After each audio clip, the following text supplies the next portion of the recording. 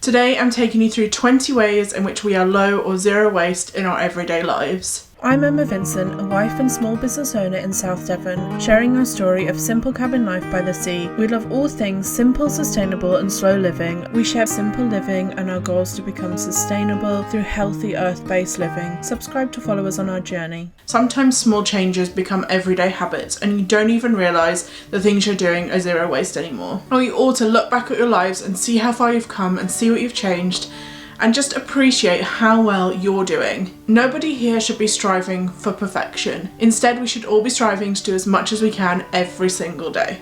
One of my favourite sayings is beauty in the imperfection, and that's what we all need to do. So here are 20 ways we're now low or zero waste and we don't even think about it anymore. Number 1 is a water bottle. This is the easiest swap any of us can possibly make. We use a glass water bottle in the house and out of the house. I always put one in the car when we go out, and I always take one to bed with me to have fresh water in the morning. Number 2 is cotton rounds. There really is no excuse to still be using disposable facial wipes at this point. I bought a set of reusable bamboo rounds on Amazon from a small business. They're so easy to get hold of, they last ages, they're easy to wash, it's cheaper and no less convenient than those disposable facial wipes that are going to be here forever. Number 3 is a moon cup. Now I know this one isn't for everyone, it's my personal choice. There are loads of other options out there, from pants to reusables to just going with a cotton route rather than a plastic route. It's better for you, it's better for the environment. Sticking with the bathroom theme, number 4 is my toothbrush. Currently we both use bamboo toothbrushes which are completely compostable. I do want to look into the option of a long-term toothbrush to try and reduce the waste even further. Again, there's no real reason why anyone should be using a plastic one at this point. My next one is a leave-in conditioner. My hair gets washed once a week, so during the days that it's not been washed, it needs a little spray through with something. I use a couple of drops of this facial oil, pop it in some water, use a reusable spray bottle and just spritz my hair each day. Number 6 is soap. The first thing we did was use up everything in our cupboard so there was no unnecessary waste.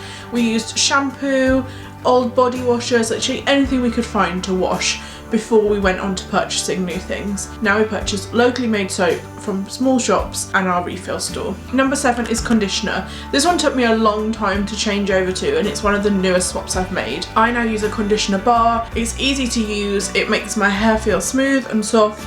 It comes in great scents and the scent lasts ages, and it's easy to pick up from our local refill shop. Number 8 is Natrual Sponges. We ditched the plastic on shower sponges and now use a natural sea sponge which is sustainably grown in the Mediterranean. They last ages and they can be composted. We also use natural and compostable brushes and bamboo scrubbing brushes. Number 9 is dry shampoo. I no longer use the squirty dry shampoo bottles, which are pretty difficult to recycle. It ends up costing in materials and energy the same amount as it does to make a new one. I use a bottle of talcum powder. I just dust it into my hair a couple of times a week, rub it in with my fingers and it just disappears. It does exactly the same job as regular dry shampoos.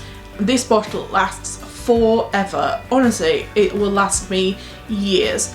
It's so much cheaper and it's much more sustainable. Number 10 is hair ties. I don't tend to use these at all. My hair is long enough to be able to put it up in a top knot without any hair tie at all. However, I do sometimes use an Resuable because they last years and years, they can be reshaped in mortar and you have none of the waste of broken, elastic, unsustainable hair ties. Number 11 is pencils. I have ditched pens altogether. I write in my journal in pencils. I have a selection of wooden, natural, coloured pencils, drawing pencils. Pens are out. All the shavings go into the compost, and once they get too small, they just go in the compost too. Number 12 is a phone case. I now use compostable peeler phone cases.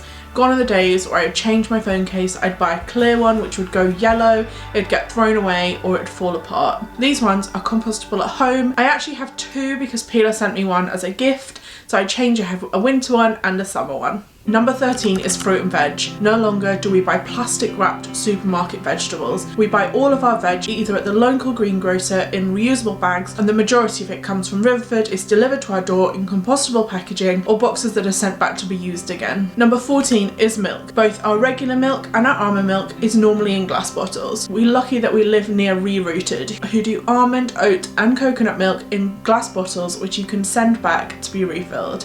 We also do exactly the same with our milk. We try and buy it from the greengrocers in a glass bottle, which again goes back to be reused. Number 15 is glass Tupperware. We don't use any cling film, plastic wrap or beeswax wraps. We do everything in glass Tupperware because it can easily be washed, it's strong, it's durable, it can be stored easily in the fridge, they stack on top of each other. We haven't thrown all the plastic ones away because that's wasteful, but we have replaced some with glass because they're much more durable. I'll link the ones that we've got down below in the Amazon shop, or we buy them from IKEA. Number 16 is wooden utensils. Gone are the days of plastic utensils. We do not buy any new plastic utensils. We still have a couple of old ones that we're working through. They don't damage your pan, they're non-toxic, and they're fully compostable. Number 17 is Rinse-Aid.